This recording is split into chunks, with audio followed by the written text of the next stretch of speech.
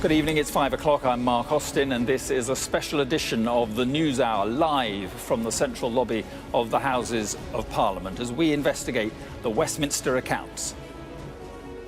Following the money, for the first time, Sky News can reveal all the payments and gifts donated to MPs since the end of 2019. Rishi Sunak says he fully supports MPs being open about their finances as Sky News publishes data on their outside earnings. I think transparency is really important, and that's why we have a set of rules and regulations in place to provide that transparency for people, and it's important that those rules are adhered to. Critics say that the system lacks transparency. Our investigation struggled to uncover basic details about who is behind some pretty major donations. A special report is coming up. Plus, I'll be speaking to the chair of the Common Standards Committee, and also we'll be hearing from Labour and the Conservatives.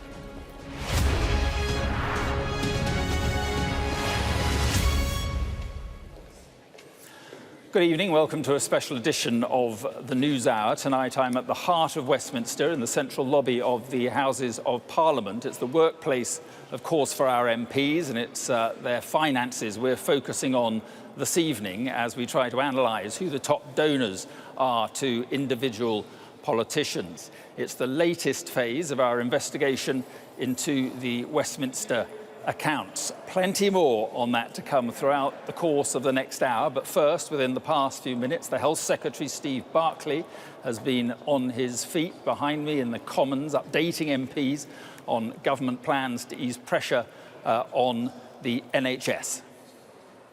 We will block book beds in residential homes to enable around 2,500 people to be released from hospitals where they are medically fit to be discharged.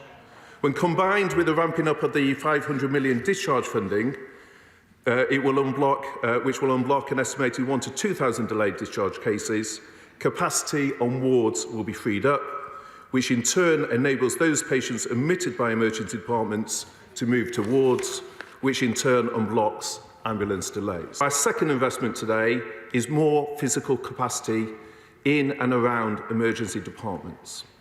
By using modular units, this capacity will be available in weeks, not months, and our 50 million investment will focus on modular support this year, and we will apply funding from next year's allocation to significantly expand this programme ahead of the summer. This government has the audacity to ask NHS staff for minimum service levels. When are we going to see minimum service levels from government ministers in the entire government? The NHS is in crisis, the biggest crisis in its history. It is clear to the staff who have been slogging their guts out over Christmas. It is clear to everyone who uses the NHS as a patient. The only people who can't see it are the government. What has been announced today is yet another sticking plaster when the NHS needs fundamental reform. The front door to the NHS is blocked, the exit door is blocked, and there simply aren't enough staff. Well, our chief political correspondent, John Craig, has been following the afternoon's developments. John, tell us more about what Steve Barclay's been saying and more too about the reaction. Well, Mr Barclay's still taking questions from MPs. He's been speaking for more than an hour now, and as we've heard, he was faced a pretty powerful onslaught from Wes Streeting, the Shadow Health Secretary, but also a real attack from one of his own senior backbenchers, Sir Edward Lee, who said, how come other countries in Europe doesn't have these problems? Why are we leaving it to the Labour Party to come up with a reform? That was disputed, as you might imagine, by Mr Barclay. But he talked about three particular areas where he was going to make changes. One, immediately supporting the system now, and that, of course, is this block booking plan we just heard about. Secondly, taking measures to alleviate and relieve pressure on the hospitals in next summer and autumn, and thirdly, talking about some more resilience in the longer term. So immediate measures being taken. There was some scepticism from MPs on all sides about this idea to use residential homes.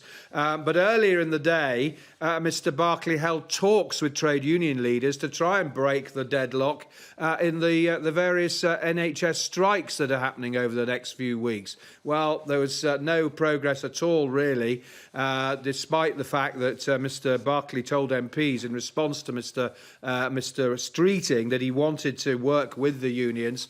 Well, they were all very critical of Mr Barclay. The RCN said that the meeting was bitterly disappointing, and he was accused of not really making any progress at all. He wanted to talk about next year settlement rather than this year, and also increase productivity, a move that was slammed by some of the union leaders. So deadlock on strikes.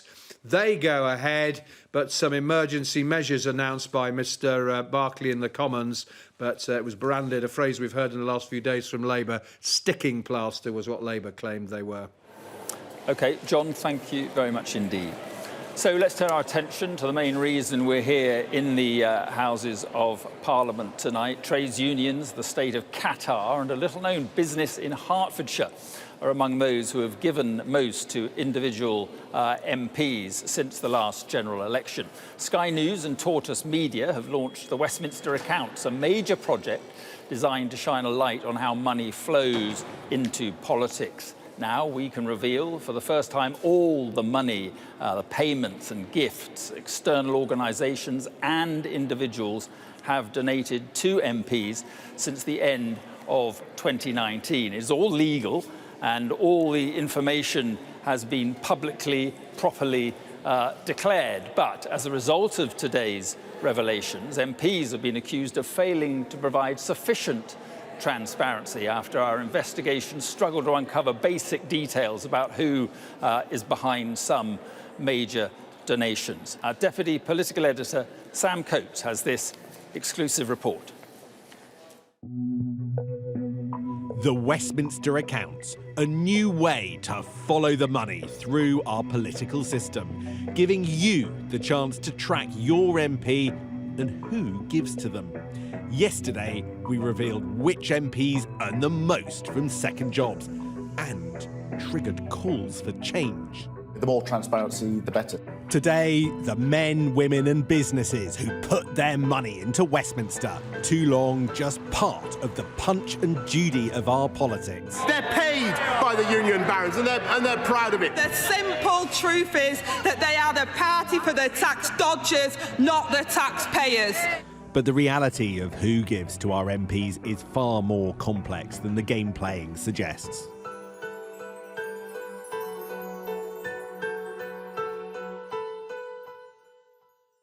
Tracing the network of donors to MPs in Parliament has never been easy. Links have long been obscured in a system that was never designed to be properly analysed. Now, here's something you genuinely haven't been able to do before. You might recognise these names. They're the top donors to political parties, 4 big unions who've given over £21 million to Labour, wealthy individuals, Lord Sainsbury and JC Bamford, who opened their chequebooks for the Lib Dems and the Conservative Party. But this is what we've never been able to show you. Here is who's been giving the most cash and support to individual MPs over this Parliament, so since December 2019. Again, some names you recognise. 2 of the biggest unions are the biggest donors, Unite and GMB, with some of the biggest sums going to Labour MPs on the left of the party. In fact, over half of Unite's £600,000 of donations to individuals go to just 3 Labour MPs, Rebecca Long-Bailey, Richard Bergen and Barry Gardner. But then this becomes a story about what we don't know. And to tell it, we're going to focus on 2 companies in this list. The third biggest donor to MPs in this Parliament is a little-known entity, a Hertfordshire business called MPM Connect. They give well over £250,000 to just 3 well-known Labour MPs, Yvette Cooper, Dan Jarvis and Wes Streeting. Such a big donor, so little information. A company, but it's not clear what it does or where it gets its money. It has no website, its accounts say there are no employees, 2 directors are listed, but no public route to contact the company itself. We just wanted to understand who was behind the donations and why they gave the money. So we asked the MPs themselves. Shadow Home Secretary Yvette Cooper, who received a donation of £180,000 from the company. Her office gave us a statement they said was not to be quoted. Shadow Health Secretary Wes Streeting said everything was declared in the proper way. Dan Jarvis said all of his donations support his work as an MP, not the answers to the questions that we hoped for. So we travelled to Hertfordshire to the company's registered address. Hello there, I'm from Sky News.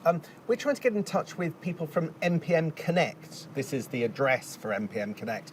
Peter Hearn or Simon Murphy. Do you know whether I can speak to them or how I can contact them? No. Do you recognise the names I'm talking about? No. You look confused. Have you heard of MPM Connect? Accountants. Yes, have you heard of MPM Connect? No. You haven't heard of MPM Connect? Its registered address is here. Have you heard of Peter Hearn or Simon Murphy, the two directors for MPM Connect, who registered here? Yes, we're from Sky News. We're trying to find out more about MPM Connect. Yes. But you said you haven't heard of MPM Connect. No, I'd rather not speak to you. But why not? We're just trying to find out about MPM Connect. Okay, so there we have two individuals in there who say that they haven't heard of Peter Hearn, of MPM Connect, and shut the door when we ask more questions. No light being shed here, just an accountant's firm where hundreds of companies have registered themselves. This all completely permitted under a system that allows firms as well as people to donate, but makes answers hard to reach. All a question of transparency, and bigger than one company or one party.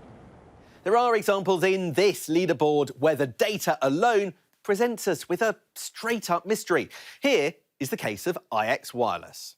Why would 24 MPs, all Northern Tories, each be handed between £2,000 and £9,000 from a small, little-known Northern broadband company? Why would they do it? And who's behind it? A new beginning, a new dawn, a new horizon. Glossy promotional videos promise a network for everyone, and IX Wireless have won high-profile support from government. Then Culture Secretary Oliver Dowden appearing next to founder Tahir Massan for the firm's Blackburn launch. It really is going to provide some of the fastest broadband speeds on the planet to tens of thousands of people across the northwest. Not all locals were as impressed as the government minister, many angry at the sudden appearance of large poles put up by IX Wireless in their neighbourhoods. The company's website, its accounts, phone calls to IX Wireless and its sister company 6G Internet, based at the same address, offered few clues why the firm should be donating in this way. We've hit a bit of a brick wall because they say it's company policy not to hand the media the email address for the press office. So we're just going to have to knock on the door.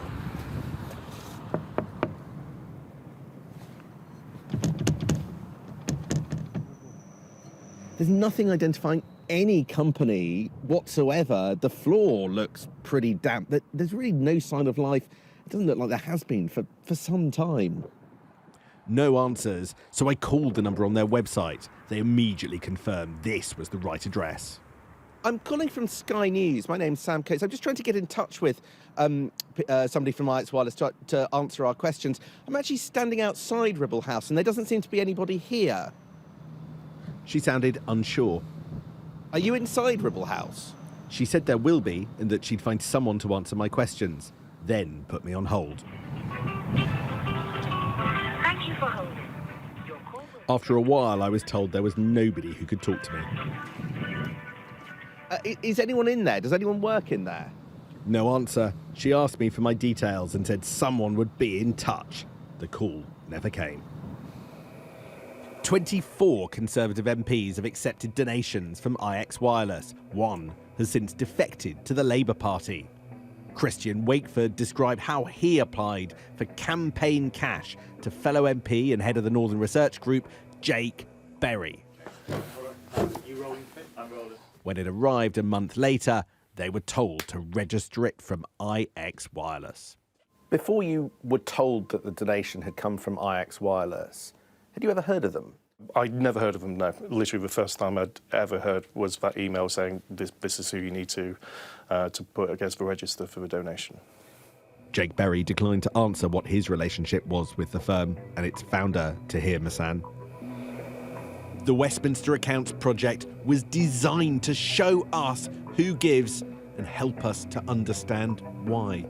But in some cases, answering those questions is simply not possible.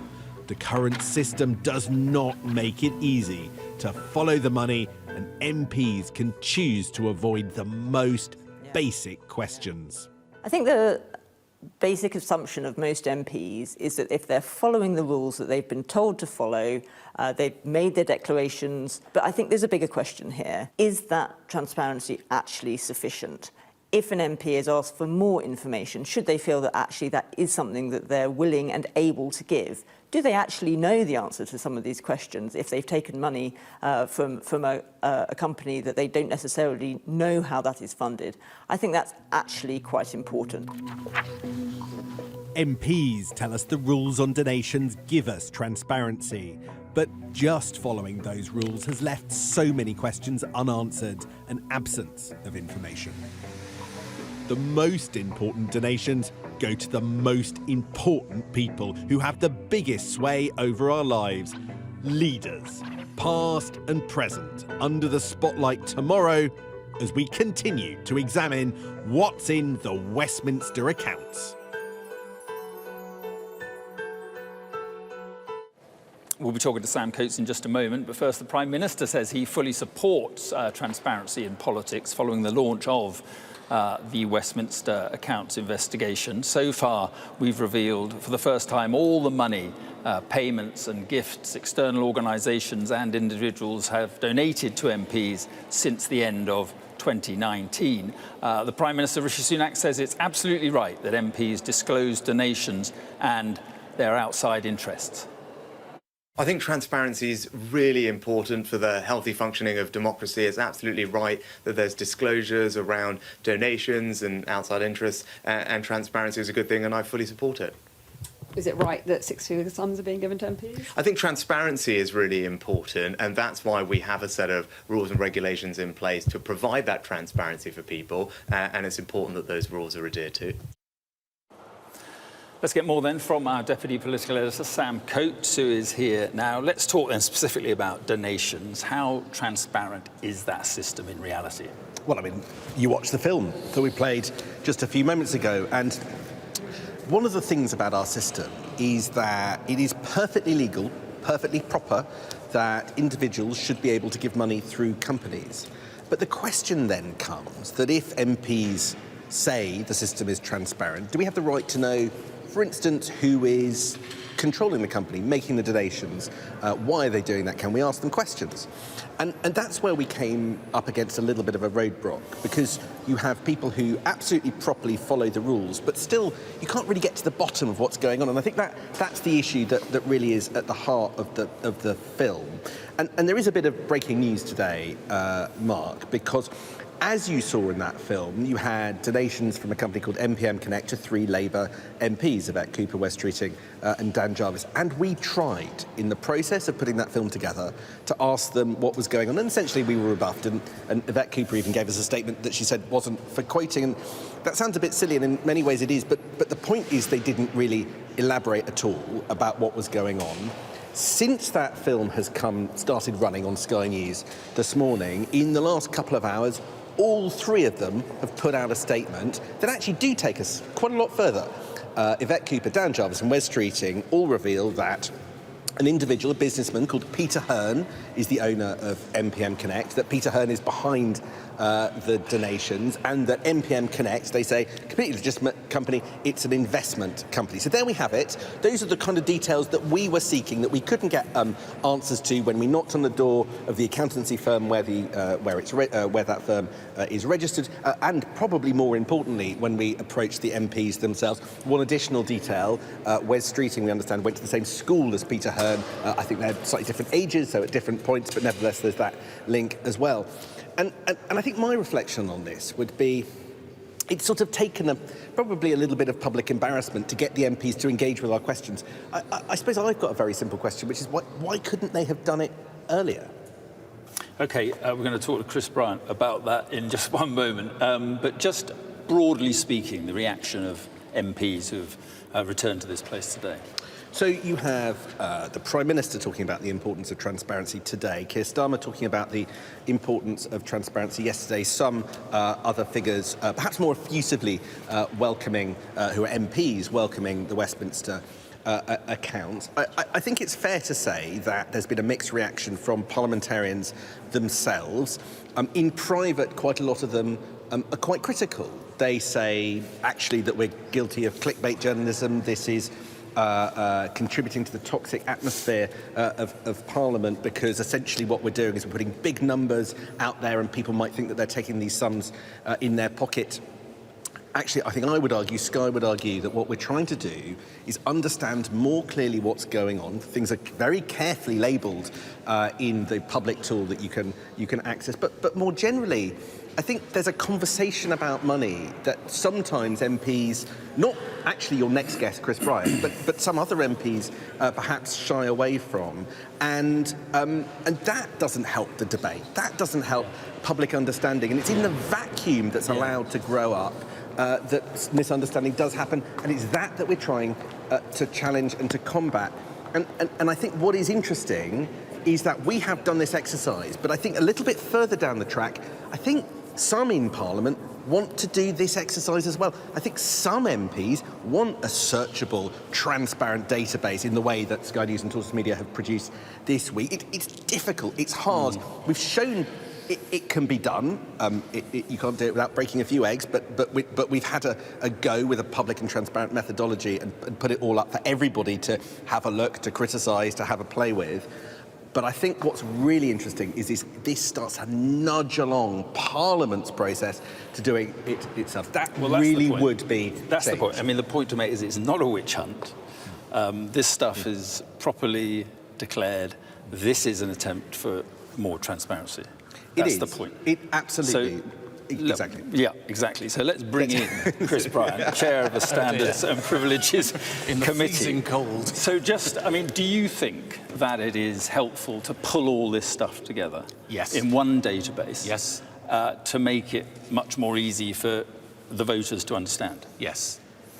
And why then? Well done. There were I mean, well, no, so my question then is, if you think it's such a good idea, why haven't you or your committee or other MPs done it before this? We've been trying to do this for the last 2 years. I mean, every minute that I've been on, every meeting on the committee since I've been chair, there's one member in particular, Rita, who has been endlessly banging on the door of this and trying to get the ICT people here in Parliament to put together a system that works. So you can look at everything. You should be able to see everything that relates to an MP's registration of interest and everything that they have to, that goes to their constituency association rather than to them personally and so on, all of that. The one flaw, I think, in your version is that it doesn't have anything from ministerial interests. So it looks as if backbench MPs are more involved in all of this than ministers, whereas in actual fact it may be, and that's partly because the government is shockingly bad at transparency. They produce, if you want to look at all the ministerial interests every year, you have to look at 320 separate documents online. And we've had a similar problem about that. Anyway, so apologies that we've been slow.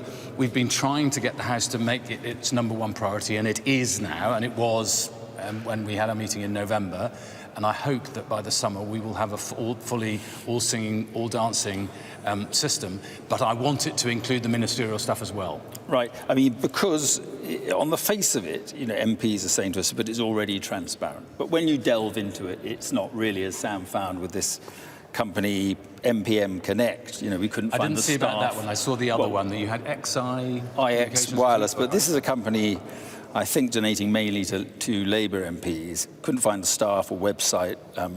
We eventually found a secretary at the registered office who said she'd never heard of the two named individuals. So when you delve a bit deeper, it is still difficult to get to the kind of information that the public may want. Yes, and there's an argument to say that two things, really. First of all, that the registrar in the House of Commons, with whom you register, you know, if you've been to an event or you've had some outside earnings, the registrar is literally that, just a registrar.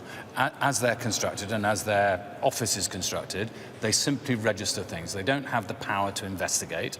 The Commissioner has the power to investigate, though that is always predicated on MPs cooperating with that process.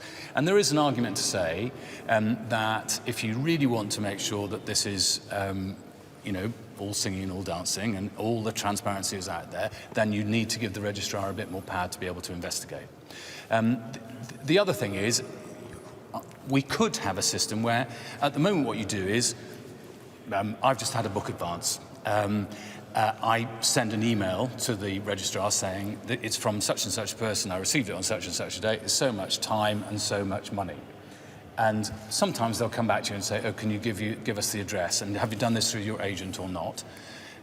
But maybe we should actually have a system where you do it all yourself online, so you're entirely responsible for your own registration. We're seeing your declarations on screen now. Lovely. And you're quite happy with that? Yeah, completely. I mean, transparency is the name of the game. I'm not ashamed of anything that's on there. Well, there's $7,000 from Qatar. Well, yes. Which, I mean, you were critical of Qatar. No, well, I guess it's benefits, or went on a trip or something. No, so, indeed, and indeed I've spoken about this, the trip to Qatar. I went to Qatar, the Qatari government paid for it. The Standards Committee, which I chair, we're looking at whether we should introduce a new rule to say that foreign governments can't pay for trips for MPs, that might queer the pitch with the relationship with the United States of America as well. But yes, so it was a trip to Qatar. I wanted to go because at the time they were the only extract place from Afghanistan, and I had 135 constituents or people related to my constituents who were possibly going out through that evacuation unit, and I wanted to try and help them. But if I'm honest, I hated the trip. I wish I hadn't gone. And in the end, I think it's good for MPs to have good relations with other countries, but maybe we should be paying, the UK should be paying for it rather than other countries. Right, look, we've got a couple of minutes left. Sam, you might have to get this microphone in, yeah. Is there a problem around disclosure and transparency? Look, the point is that MPs can take money from companies, right? And those companies can be quite opaque.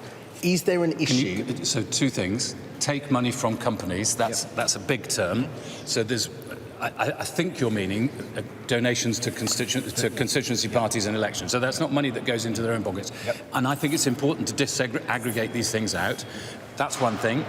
And of course, I think everybody needs to know where this money is really coming from. You may know in the Andrew Bridgen case recently, this was really quite a knotty problem about where the money was actually coming from, and we had to delve into it. And of course, he will be suspended tonight for 5 days from the House for being engaged in paid lobbying.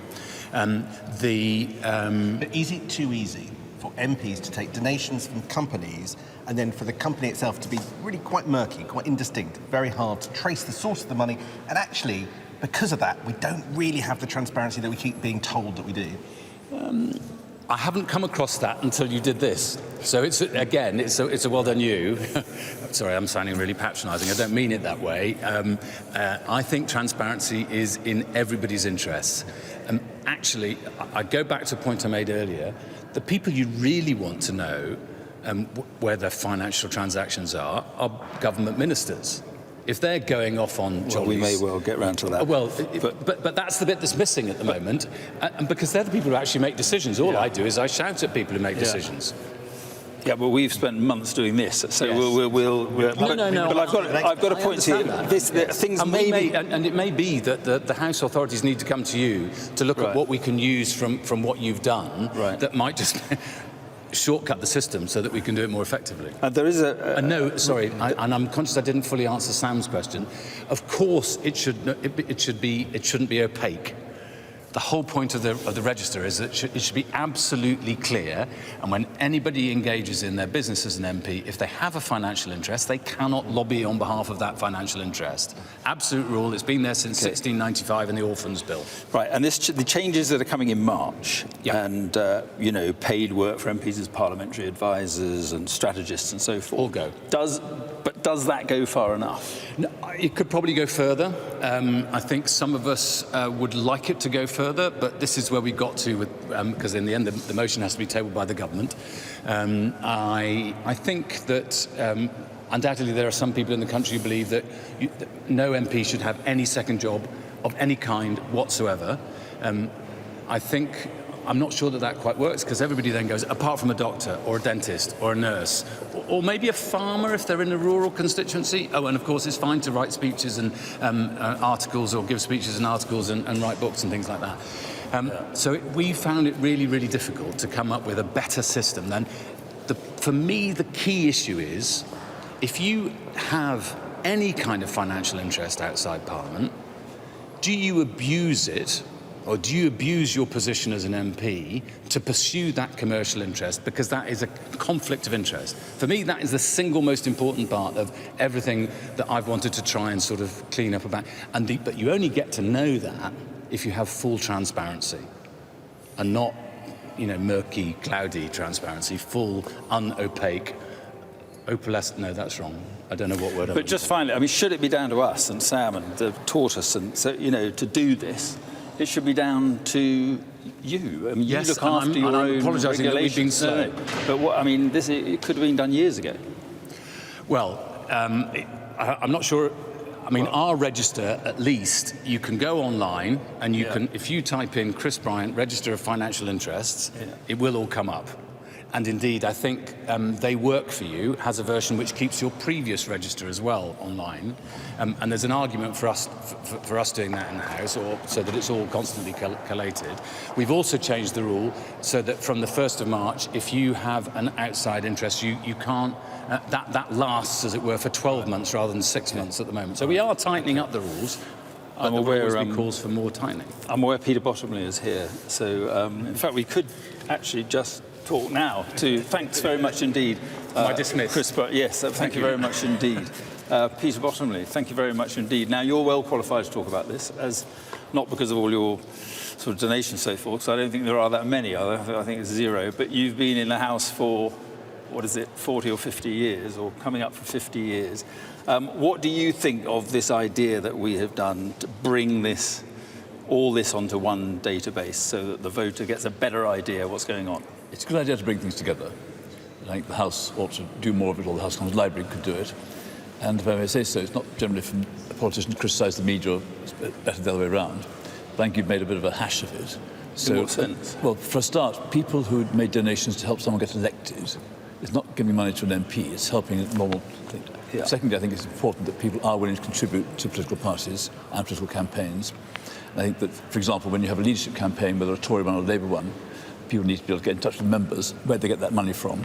As long as it's declared as it is, I think you'll do better. And in fact, if I think you'd had more time, you could have looked to Electoral Commission figures, and some of the mystery in some of today's door knocking would have been avoided, but that's part of some television. I think also you have people who can make an all-party group look as though it's odd, and some are odd, I accept that. If I went through my own entry, I think there are 23 pages or paragraphs. You had to get a long way in to discover I had no donations to me or no outside earnings. You then got on to another 6 pages before you found that I was active in all-party groups, some of which don't have any outside funding. And then you get the figure of 2 million to those who do have outside funding, without any suggestion of whether there are things like the all-party group for sexual health, are trying to make sure there are fewer antisocial diseases spreading, or the all-party group on leasehold and commonhold reform, which has no outside funding. So, I think we'd admit, Sam knows better than I, we'd admit that it's not perfect, but it is probably better to try and do it than to not do it at all. I think I would pick up, if I may, pick up on one very important point.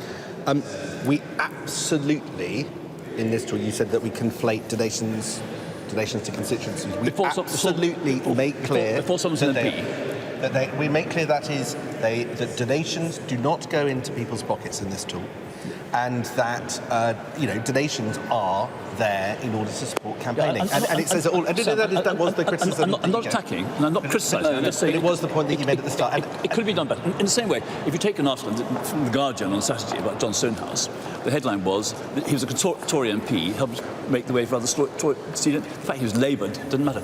On this thing, I think that if you had said to each MP... We're not responsible for The Guardian. No, I'm just to be helpful. Yeah. If you'd said to MPs, this is the information, here is the website to find it, and here's all your information together, rather than going through 26 or 24 pages, if there's anything wrong, here is the phone number to ring or the email address. It made a number of my colleagues happier. I don't have any complaints.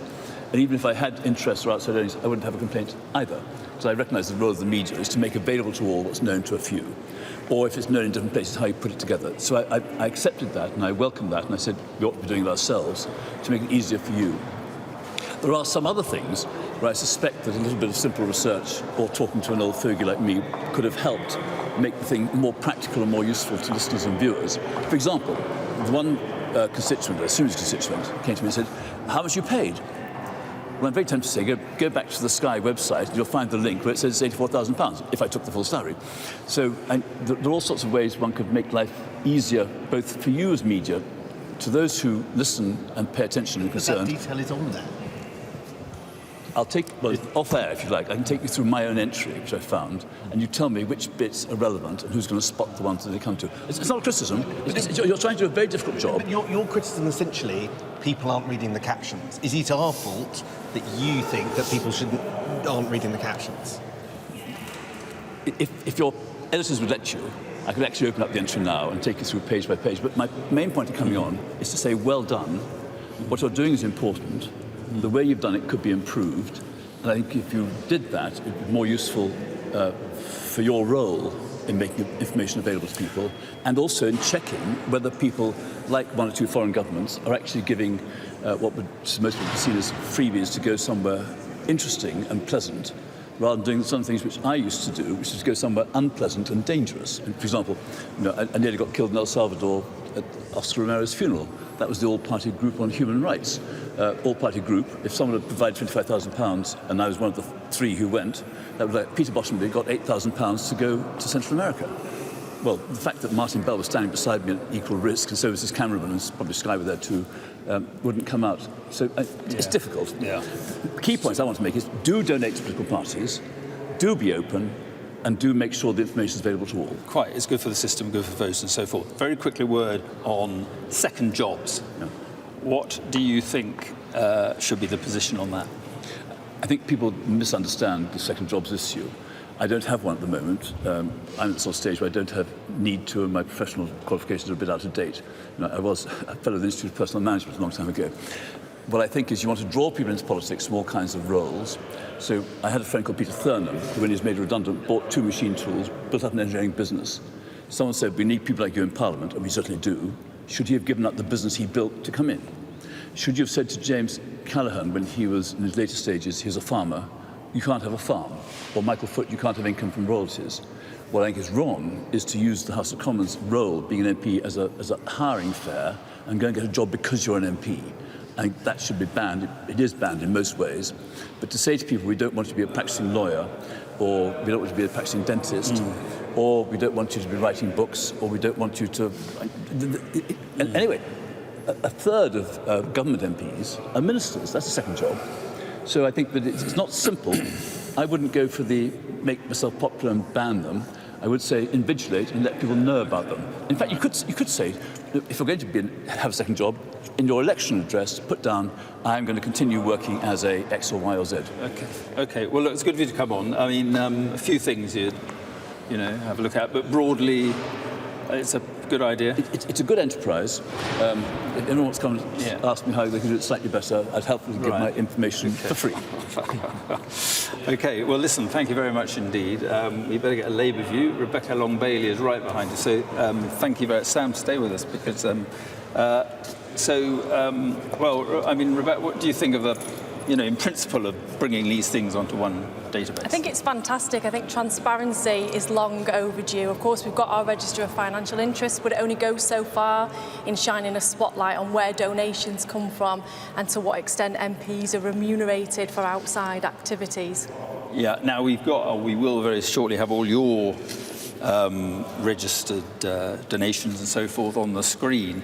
Most of it, I think, has to be said. I think you're 11th on the list, am I right in saying, over 400,000. Most of it from the unions, in your case. I think Momentum as well. Yeah, was there for the campaign? leadership campaign, yeah. This was for the leadership campaign. I mean, it's a lot of money from the unions. Do you think, broadly speaking, they get value for money?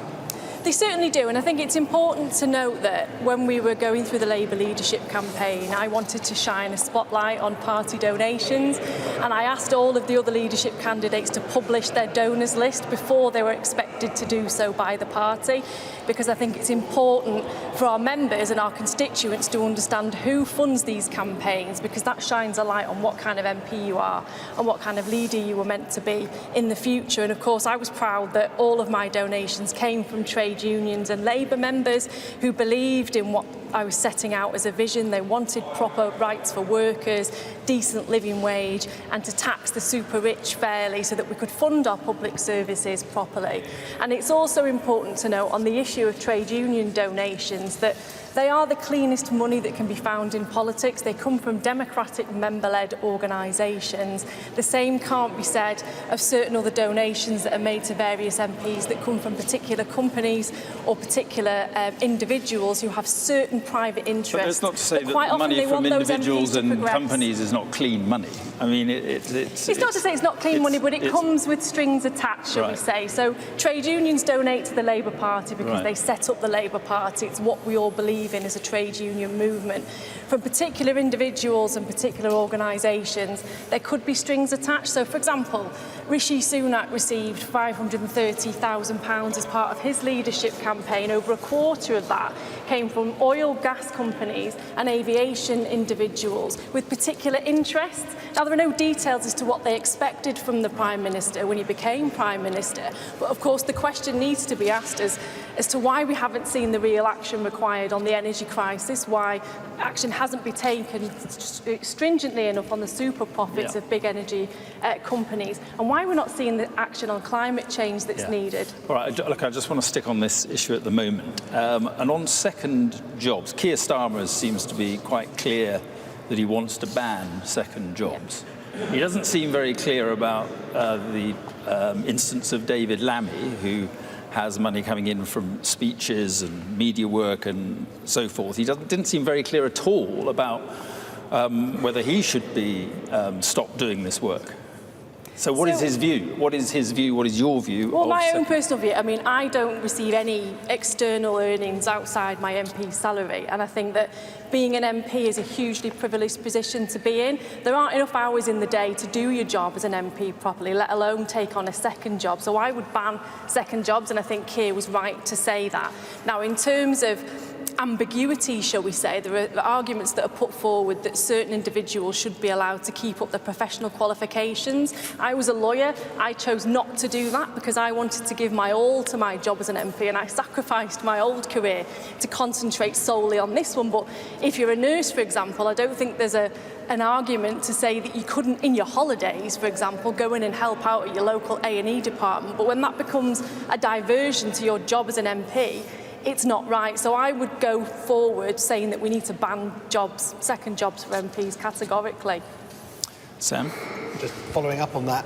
So do you think Keir Starmer should tell David Lammy to give up his media work, his speeches and his training? Well, that's a discussion for Keir to have with David Lammy. But I don't think, my personal view is I don't think MPs should have second jobs at all. Thank you. So we've got some Labour MPs saying, well, it's already transparent, but it quite clearly isn't in the sense of this company, IX Wireless, that is funding some MPs. We've got the other one, MPM Connect, and they just don't seem to want to be upfront about what they're doing, who are they. We had to almost wrench it from MPs today. This is a problem, isn't it? It's a huge problem, and that's why this project is so welcome. And I think what we need to see going forward is a far more detailed register of interests, where we see who donors are, who the individuals are behind the companies making donations, and their reasons as to why they're making those donations, because that's not often made clear. And then lastly, what that MP or that party is expected to do and what they'll use those funds for.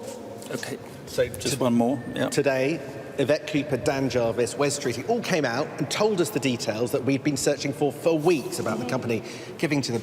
Why do MPs run away when we ask about money the first time? Why aren't MPs more upfront about the money men, the businesses? Should they pick up the phone? Should they answer journalist questions? Well, why did Yvette Cooper, do you think, issue a statement that said this is not for quoting? I mean, I don't know. I can't speak for Yvette or her office, but certainly I don't think any MP should try and shy away from providing this information. It's hugely important and it's in the public interest. And I think if we had a more detailed register of interest, which went into further detail and provided the people behind the company names and the reasons for those donations and the way that money was spent, then I think that would provide a lot greater clarity to the public when they were looking at the activities of their MPs.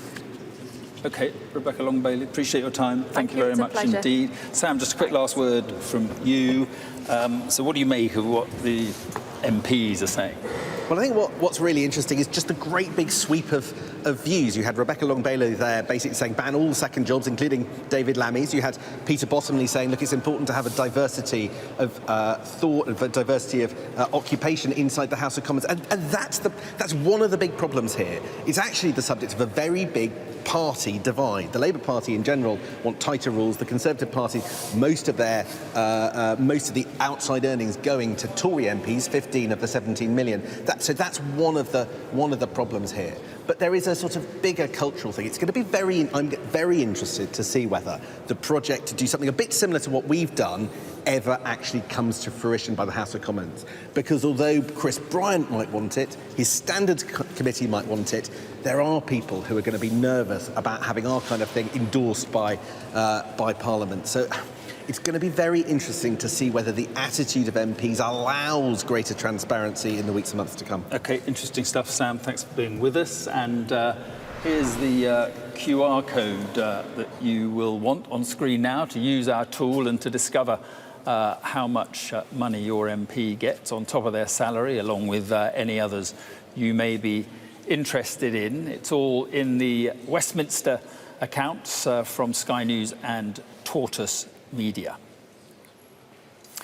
Now, this is a special edition of the News Hour. I'm at the very heart of Westminster today as MPs return in the central lobby of the Houses of Parliament. MPs have been accused of failing to provide sufficient transparency after our Westminster Accounts investigation struggled to uncover basic details about who is behind major donations. The Director of the Institute for Government, Dr. Hannah White, joins me now. Thank you very much indeed for being with us. And we've been focusing, Hannah, on the issue of donations today. And while on the face of it, it's transparent, when you actually delve down into the detail and trying to get more detail, it's not so straightforward. That's right. And I think this is a problem which is often the case with theoretical transparency around government, around Parliament. There can be an argument made, oh, we put this data into the public domain. But anyone who's ever sat down, as Sky and Tortoise now have, with the Register of Members' Interests and tried to work out even what the declarations by an individual member mean, let alone being able to compare across parties or look cumulatively at the activities and the donations which MPs are undertaking and receiving, will attest to the fact that it is extremely difficult to interpret. And so that's why I think this project, which you've undertaken, is so important.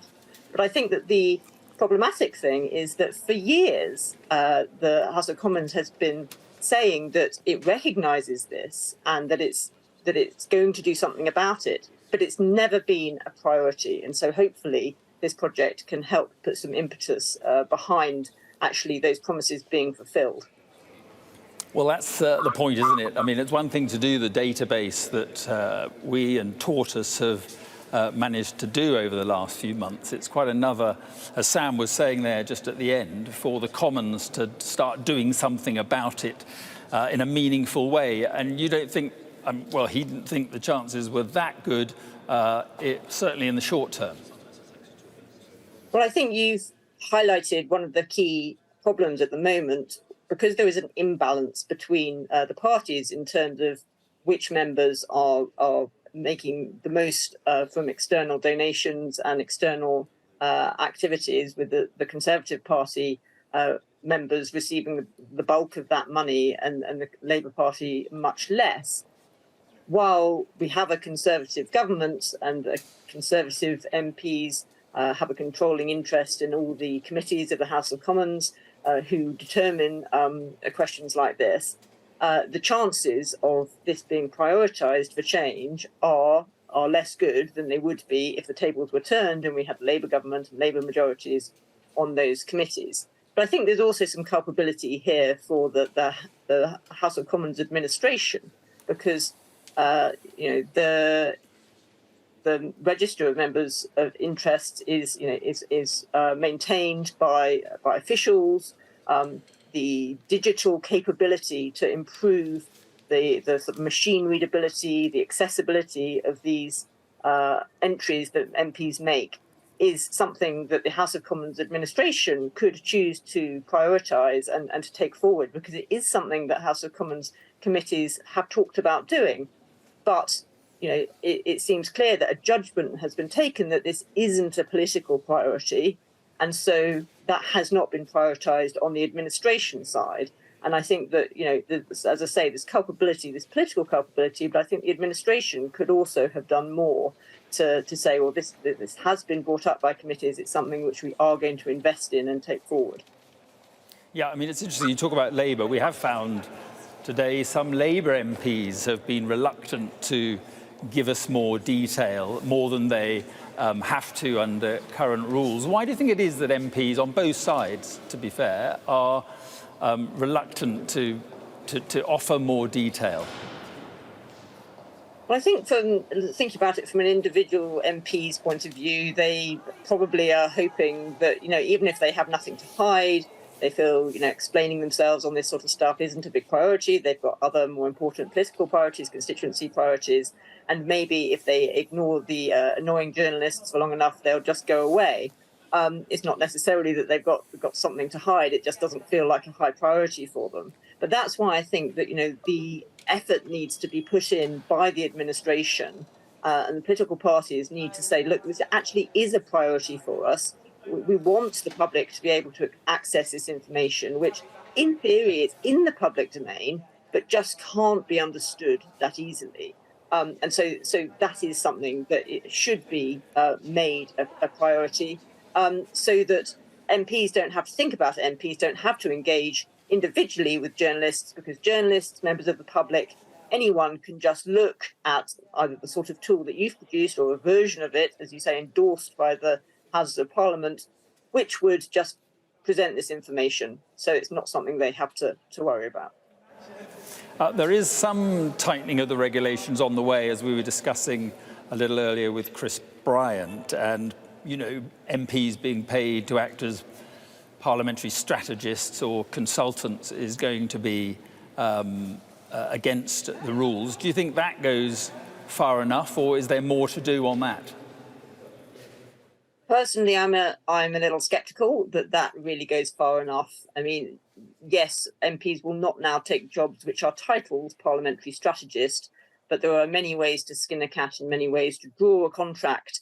And at the end of the day, what the MPs have to make sure they're asking is, well, why is this company, this individual, offering to pay me a salary, to pay me an amount of money? What is it that they think they're getting from me?